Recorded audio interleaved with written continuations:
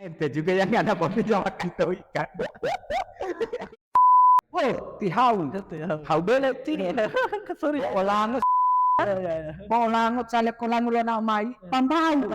Hau pambau kolektada. Ada orang jaga Basira waktu itu. Oh, ada. Hah? Di hari H.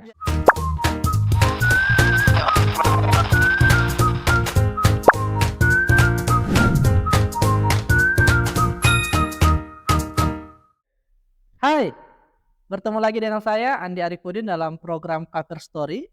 Program ini membahas berbagai hal yang lagi trending, termasuk kisah-kisah inspirasi dari orang-orang di sekitar kita. Hari ini kita sudah kedatangan tamu inspirasi, calon anggota terpilih DPRD Kabupaten Bualemo, dan banyak pengalaman dan hal-hal menarik yang bisa kita ulas dari sosok yang satu ini.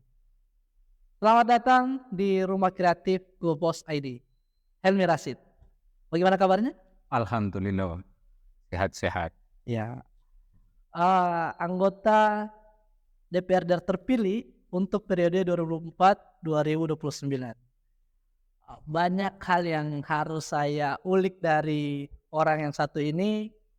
Teman lama, juga sama-sama di media lama, dan sekarang terpilih sebagai anggota DPRD Kabupaten Bualemo.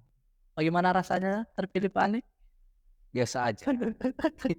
Saya memang ini bukan sombong. Ya. Karena memang di 2019 pernah caleg dan gagal. Tapi di 2024 ini alhamdulillah Tuhan kasih rezeki dan terpilih di pemilihan di Februari kemarin. Oke. Dari partai apa? Kemarin kan dari Partai PAN. Nah, untuk periode ini masuk di partai apa? Kemarin memang di 2019 di partai sebelumnya PAN, dan di 2024 ini saya terpilih lewat Partai Demokrat. Jadi alhamdulillah di Bualemo sendiri kita fraksi utuh ada 3 kursi. Dari 3 dapil itu semua terisi. Dapil 1 ada 1 kursi, dapil 2 ada kursi, dapil 3 ada kursi. Jadi komposisi lengkap. Ya, saya ini wawancara beliau ini kayak macam kaku sekali ya. Padahal biasa di tongkrongan sering tertawa, biasa juga aktivitasnya itu banyak di Gorontalo, di kota Gorontalo. Nah, kenapa mengambil Bualemo sebagai dapil untuk pemilihan? Ya memang di Bualemo itu anak itu memang lahir di sana. Oke. Khususnya di Paguyaman Pantai. Nah, makanya anak mengambil kabupaten itu di dapil 3. Dapil 3 itu Paguyaman Pantai. Tapi saya aslinya di Paguyaman Pantai. Tapi tidak kelihatan orang-orang pantai kan. Produk Paguyaman Pantai memang the best. Aduh. Memang meskipun aktivitas saya banyak di kota karena memang jejaring saya kuliah di kota, saya kuliah di sekolah di kota. Tapi pengabdiannya tetap saya kembali di kampung halaman. Di Paguyaman Pantai. Ya. Nah, ini cocok ya. Jadi kisah inspirasi bagi teman-teman yang ada di pelosok atau di wilayah-wilayah terdalam, jangan pernah merasa diri itu kecil. Ya. Sementara saya tahu Helmi ini dulu sering aktif di berbagai organisasi, bahkan aktivis kampus, aktivis di berbagai organisasi. Nah, bagaimana ente itu mengawali karir dari aktivis ini? Punya tujuan tidak waktu dari aktivis itu, punya tujuan tidak untuk menjadi anggota dewan seperti hari ini? Saya itu menentukan sikap saya mau jadi politisi atau tidak itu memang sejak awal. Saya lulus SMA.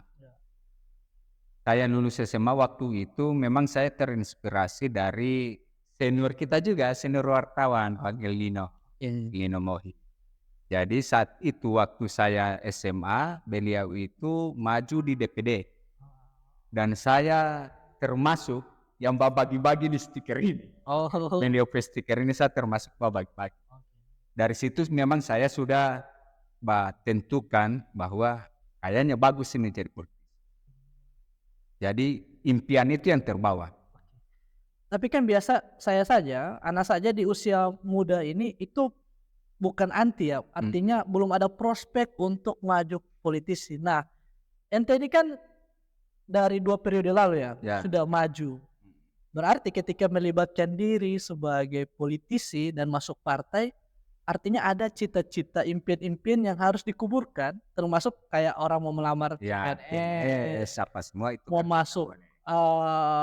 rekrutmen itu kan sudah tidak boleh. KPU, Bawaslu. Itu tidak boleh. Nah, kenapa berani untuk mengambil langkah itu? Karena memang anak itu dari sejak SMA itu anak tentukan bahwa anak tidak mau jadi PNS. Anak suka yang kerjanya yang tidak terikat. Terus anak suka berkawan tidak terbatas.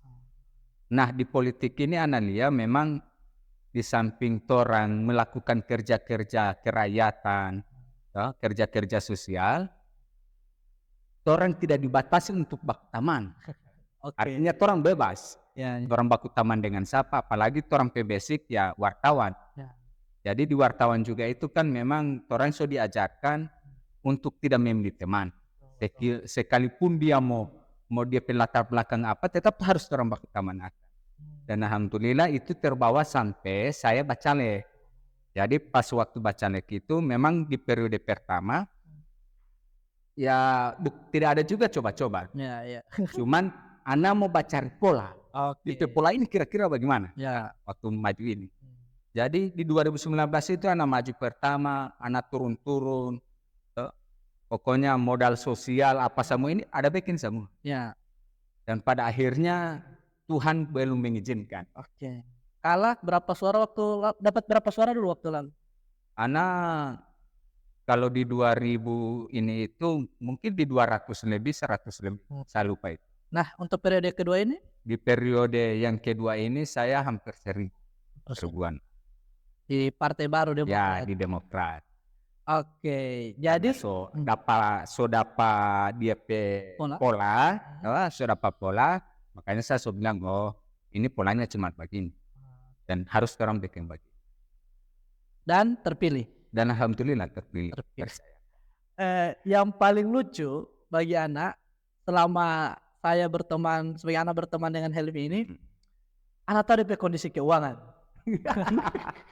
Anak tahu DP kondisi finansial, ya. Apalagi baru menikah, kemudian baru punya anak, jelas kebutuhan itu sangat banyak. Betul.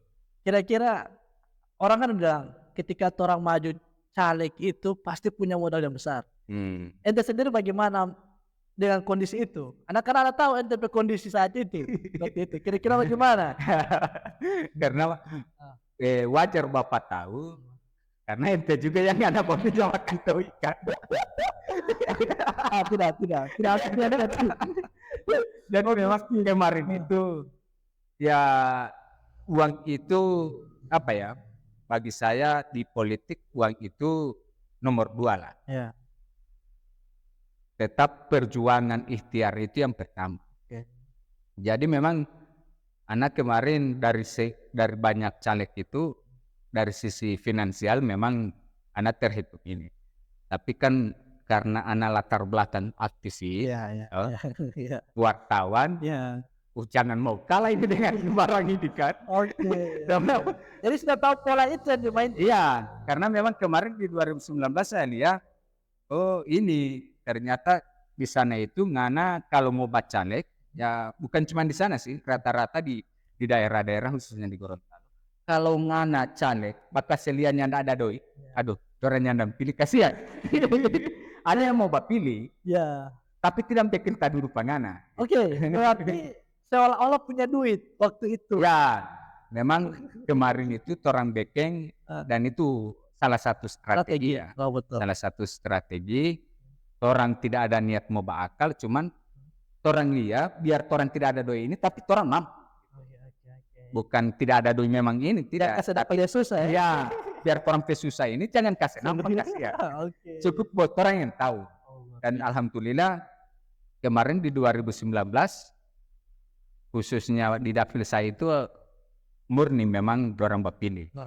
Orang bapilih karena anak di ini itu anak selalu sampaikan kalau ana mau babayar nuni pesuara, berarti cuman ini torang baku dapat. Tapi kalau ana tidak babayar nuni pesuara, ada punya kewajiban ana tiap hari harus mau datang pengundi. Ya, termasuk dengan setelah 2019 kala dipilih, ente itu kan tidak berhenti-hentinya membantu teman-teman Ya, Pagoyaman Pantai atau adik-adik Pagoyaman Pantai dan Pagoyaman wilayah Pagoyaman itu untuk mendapatkan sekolah atau kuliah. oh iya ya. Bahkan ya terang sama-sama lah. Hmm. Anda lihat ente berjuang untuk teman-teman atau adik-adik di Pagoyaman. Beasiswa. Iya, carikan mereka beasiswa. Itu memang target meningkatkan SDM di sana karena kan banyak orang-orang di sana itu yang tidak mau kuliah karena Ya. mahal dan sebagainya. Itu ente memang target mau kasih sekolah dorang atau bagaimana? Ya memang ana ada punya impian itu di Pagoyaman Pantai ya, khususnya di Pagoyaman Pantai. Ana selalu mengimpikan di masing-masing desa itu ada sarjana-sarjana yang memang berbeda jurusan.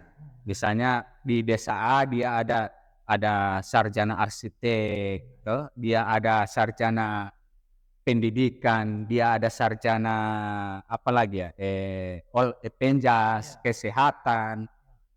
Ana memang pengen di Pagoyaman Pantai itu SDM itu ada semua. Ada yang tentara, ada yang polisi, ada yang dokter. Bahkan ana bermimpi itu di Pagoyaman Pantai itu nanti ada pejabat-pejabat juga, kayak kepala dinas. Ya. Tapi kan untuk menuju di sana SDM ini yang harus orang kasih kuat dulu. Dan alhamdulillah ana pasca di 2019 itu, bahkan sebelum 2019 ana memang selalu cari ini mahasiswa siapa yang mau cari akan beasiswa. Bahkan ana waktu kemarin itu pertama di 2018 itu ana cari dapat kemarin mahasiswa, calon mahasiswa itu hampir 30 orang. Ya. Dan yang bertahan kuliah itu ada 22 orang. Ana kasih daftar, Ya. ana cari dia beasiswa. Artinya itu dalam posisi ente belum terpilih. Belum. Nah, sekarang sudah terpilih. Pastinya kan harusnya bisa berkali-kali lipat Ya, SDM di sana ente perbaiki. betul. Dan itu akan ente wujudkan kalau misalnya Dan insya Allah, karena memang anak itu selalu bakasnya ini Pak orang tua di sana ya, orang-orang tua di sana. Dan dorang harapan pun demikian. Biasanya dorang bilang, orang mau pilih Pak Helmi ini cuman karena orang ada anak-anak yang mau sekolah. Di situ saya melihat ada harapan besar orang-orang tua ini, dorang anak-anak ini mau lanjut sekolah kasihan. Karena memang di sana itu di samping informasi, keterbatasan informasi yang masuk pada orang soal ini beasiswa apa semua, maka anak yang menjembatan ini bukan anak beasiswa, bukan. Ya, betul. Macam ada dari senior-senior, politisi senior-senior, dorang ada beasiswa apa, anak sonding ke dorang masyarakat di sana bahwa ini ada beasiswa, siapa yang mau kuliah silakan mendaftar. Dan alhamdulillah di Pagoyaman Pantai dari yang dapat beasiswa yang dari PANA itu ya kurang lebih ada di hampir 30-an. Tapi yang lain sudah, alhamdulillah sudah.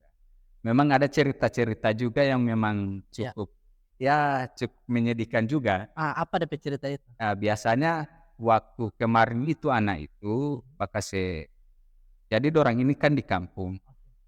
Jadi anak suruh mendaftar. Ya. Nah, pembicaraan itu anak mau cari akan beasiswa.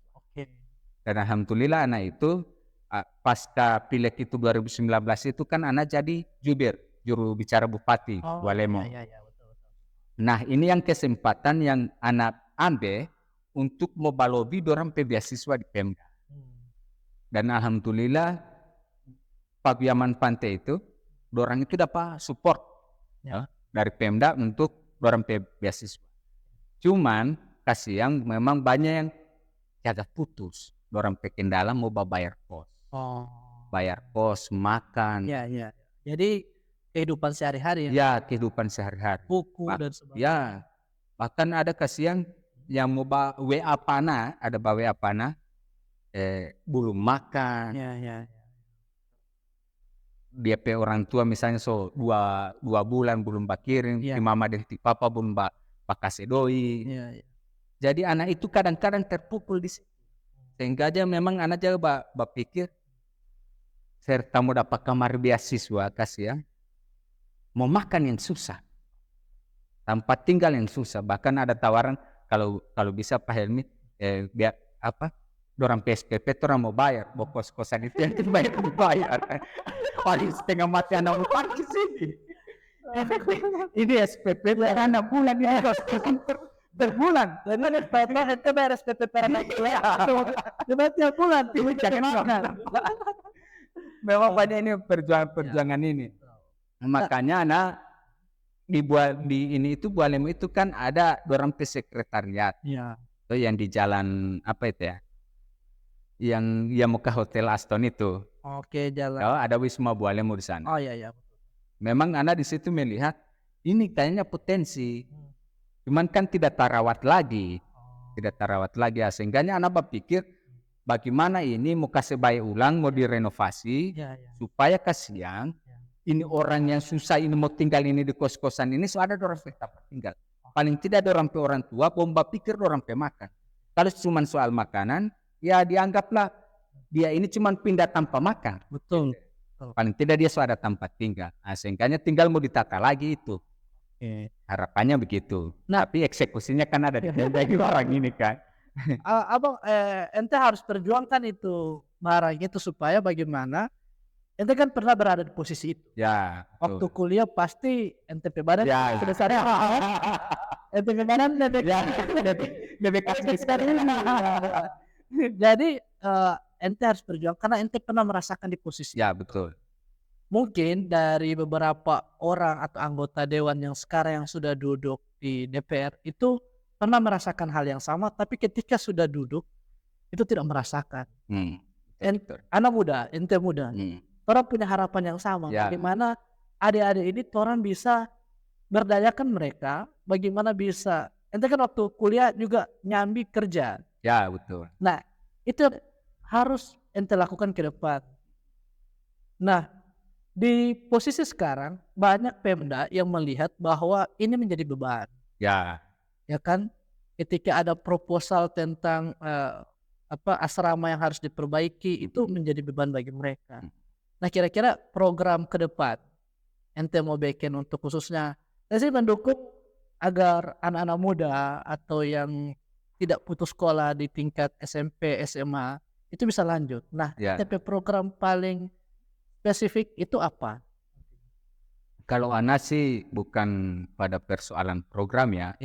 DPRD memang orang tidak ada program. Karena cuman melekat pada orang itu 3. Nah, anak cuman mendorong kepada Pemda, memberi masukan, memberi gagasan kepada Pemda supaya hal-hal seperti ini juga diperhatikan. Memang betul ente bilang tadi, anak itu kuliah saja, waktu anak zaman-zaman kamar kuliah, memang anak itu orang tua tidak tahu anak kuliah. Nanti di semester 4 itu anak-anak PCB tahu karena anak mama itu kan meninggal waktu anak kelas 1 SMA. Jadi anak pasca kuliah itu nanti semester 4. Jadi CB tahu anak ke kota itu cuma mau baca kerja. Di awal ini dengan cari kerja. Ya, dia tahu ada batanya ke kota. Kan anak selesai sekolah itu pulang.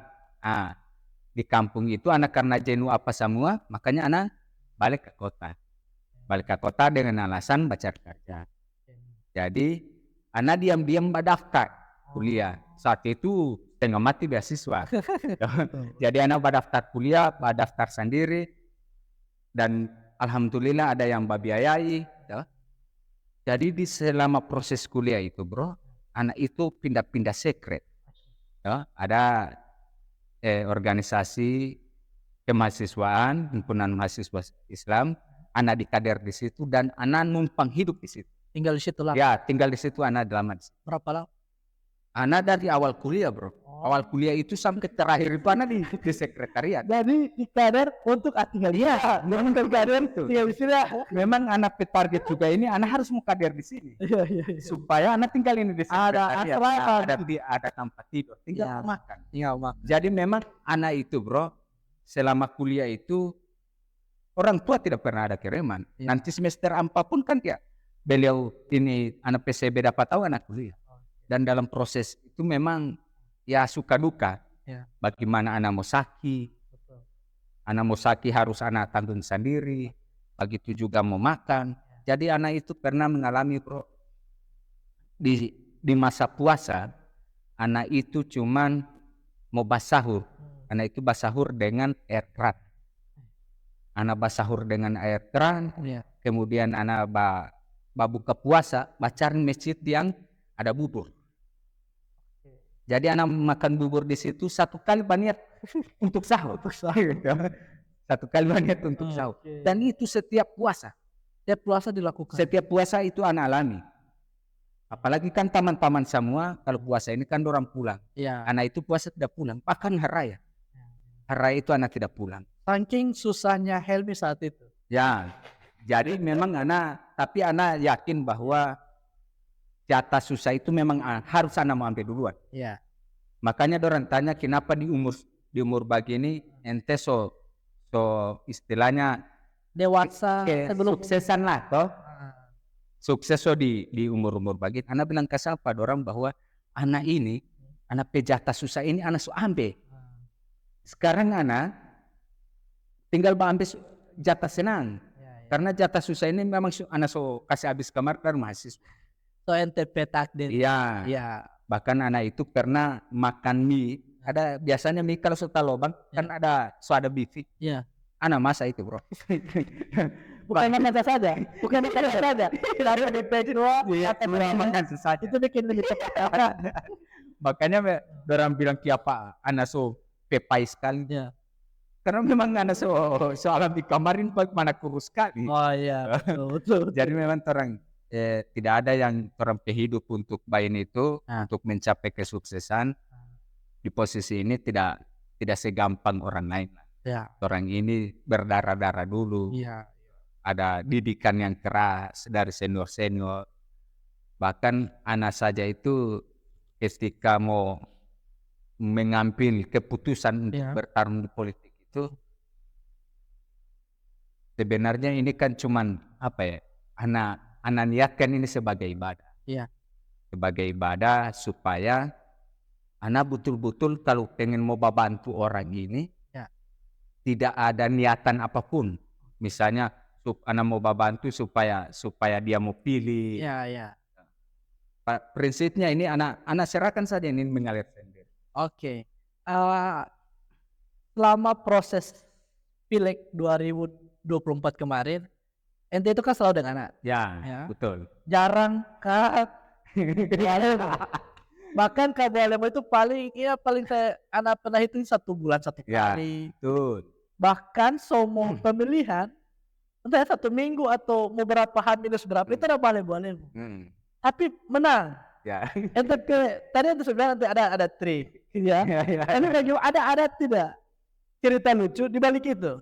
Ya memang di ini itu anak bro waktu sebelum maju itu anak memang sehitung. Orang jaga dia memang Helmi ini cuma di kota terus, tidak pernah turun, bahkan tidak pernah kampanye. Tidak pernah kampanye. Baru muncul kemarin DP suara banyak sekali. Sebenarnya apa yang dia bikin ini? Itu anak bilang bahwa anak ini sudah belajar dari pengalaman 2019. Jadi di 2019 anak bikin pengalaman, kemudian di 2024 ini yang anak modifikasi. Anak kelemahan yang ada di 2019 anak penuhi di 2024. Oke. Ada orang jaga Basira waktu itu. Ada. Di hari H ya. Karena memang kan di kota saja banyak orang Basira. Nah, di Boalemo ya khususnya PNTP kampung Pabuyaman Pantai kan itu jauh. Nah, DP jarak 1 rumah ke rumah lain itu jauh. Bagaimana cara model Basiram di sana? Kalau di sana bro, memang siram menyiram ini tidak bisa dihindari Kenapa? di politik, Ah. apalagi di hari-hari pana pe kampung saja. Pana pe kampung itu ngana pagi-pagi mau balik orang baku siram ya, pagi-pagi itu orang itu putar di TPS pas siram Siram pakai apa ini? air. Ada Pokoknya mau baku bantu orang ini pas siram ini airnya di TPS. jadi Putar. ini bukan siram pakai Kan pas siram doi bos. ini. Air. Bayangkan itu rumput-rumput yang di pinggir TPS itu subur. karena masing-masing orang itu pas siram pakai air. Bahkan anak punya saya itu memang anak tidak pas siram. Oke. Cuman setelah habis pemilihan ada yang datang kemari. Ya. Bos, anak sesiram kamar itu TPS. Ada siram dengan apa? Dengan air. Cuman kan orang juga bukan tidak percaya ya. Pak NTP kampung masih banyak begitu? Ya, masih banyak sekali. Mau coba? Tidak. Itu lagi satu. Ente kan jadi. Ada doi. Ya. Dorang bilang pasti pakai mistis ya kayak begitu. Bukan.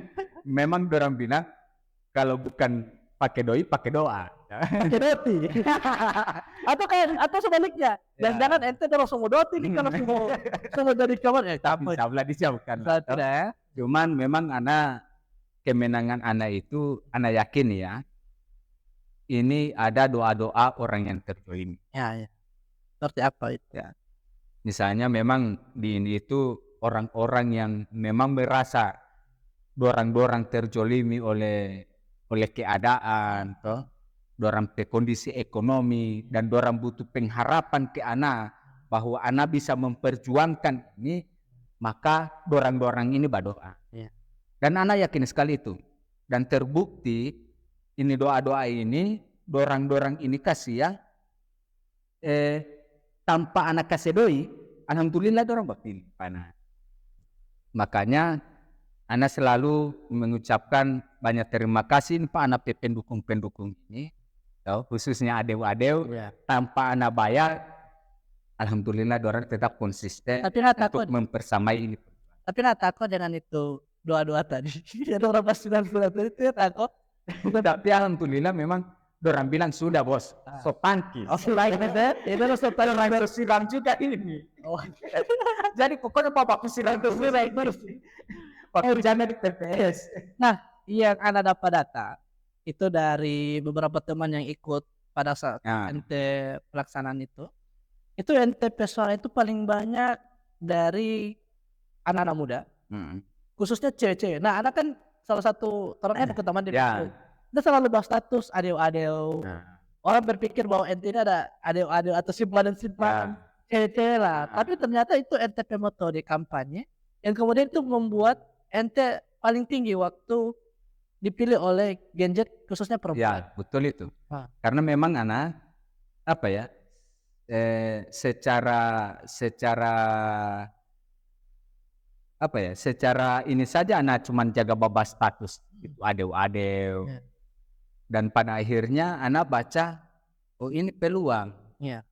So masuk kamar ini di 2024, nah oh ini peluang karena anak berinteraksi dengan orang itu di situ. Anak bahas status adeu-adeu apa bukan banyak anak simpati.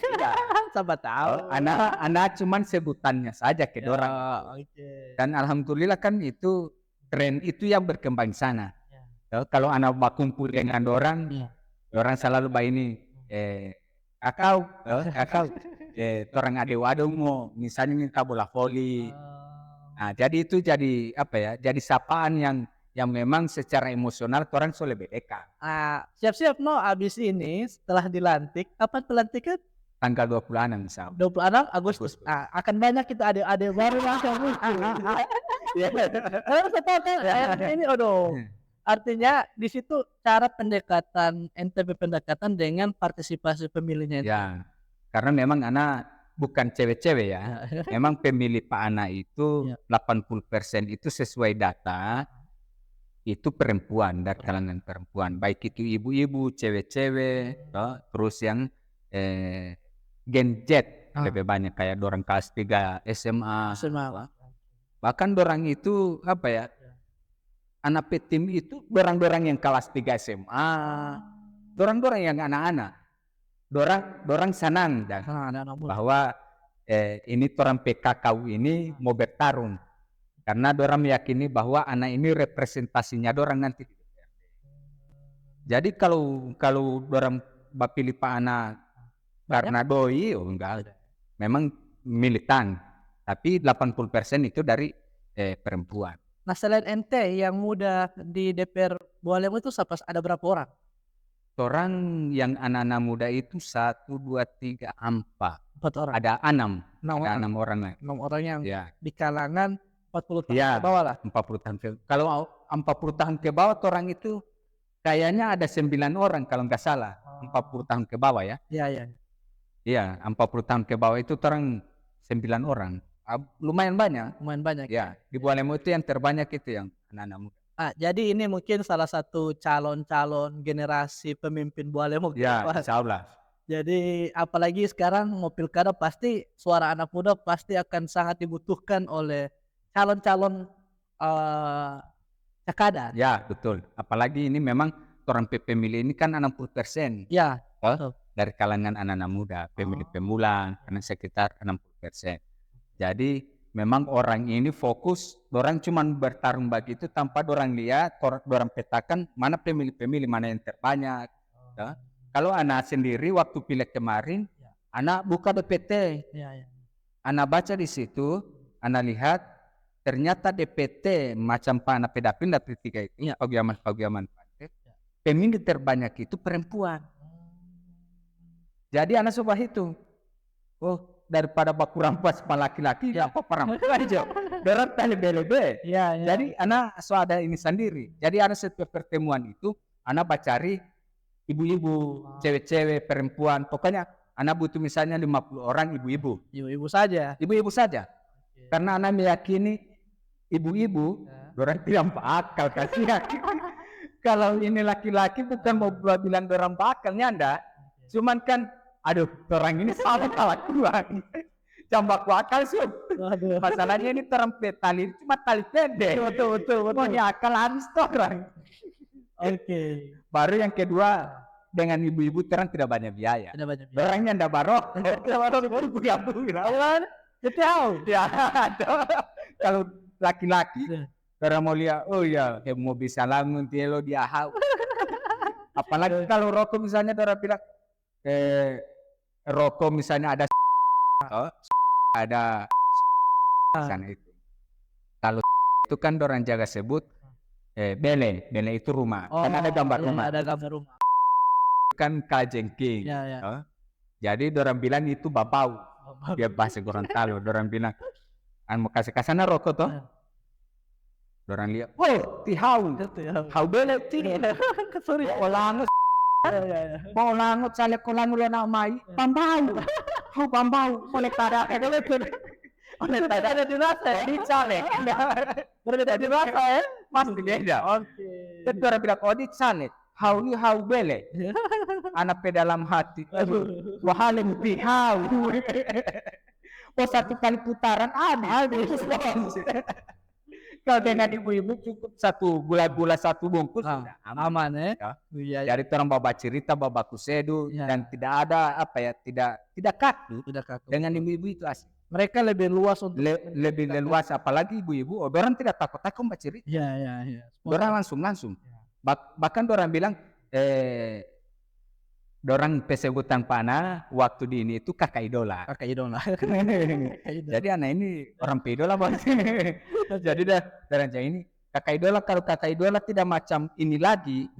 Setelah dulu, orang mau demo itu DPRD. Orang mau datang DPRD kakak idola. Kalau ini ibu-ibu. Jadi anak di situ ada pesan moral bahwa anak tidak bisa merubah anak pepola. Dengan dorang ini.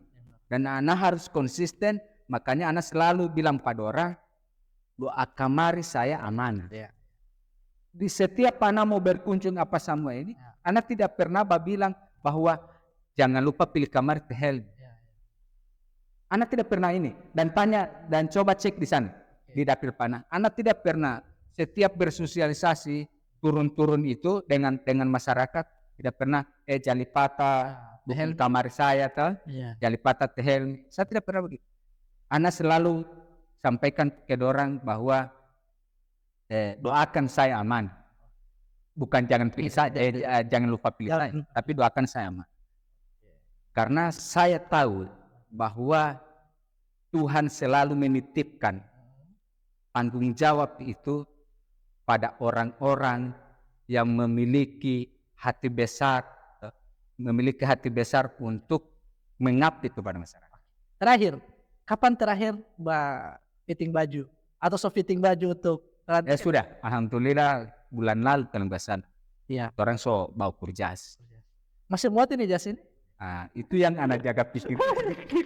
Karena kemarin anak bakur jas itu anak pertimbangan kalau nggak salah di 70-an. Sekarang anak pertimbangan sekarang kan 75 masih belum kan. Tapi mudah-mudahan masih pas lah. Apa lihat kekar ya. Jadi kalau ada orang ada pada demo, ini. Oke, mungkin itu saja pembicaraan kita hari ini.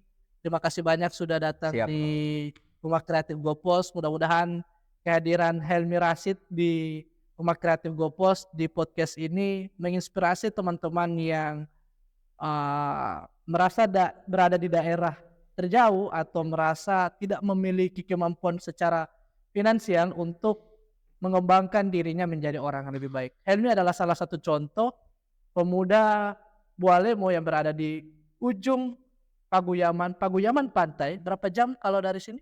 3 jam. 3 jam dari kota, bisa menjadi calon terpilih untuk DPRD Kabupaten Bualemo. Terima kasih banyak sudah berkunjung. Mudah-mudahan sukses di dalam karirnya dan insya Allah di periode-periode mendatang akan lebih baik lagi. Amin. Terima kasih. Insya Allah. Doakan amanah dan insya Allah ke depan jadi. Oke, amin. Baik.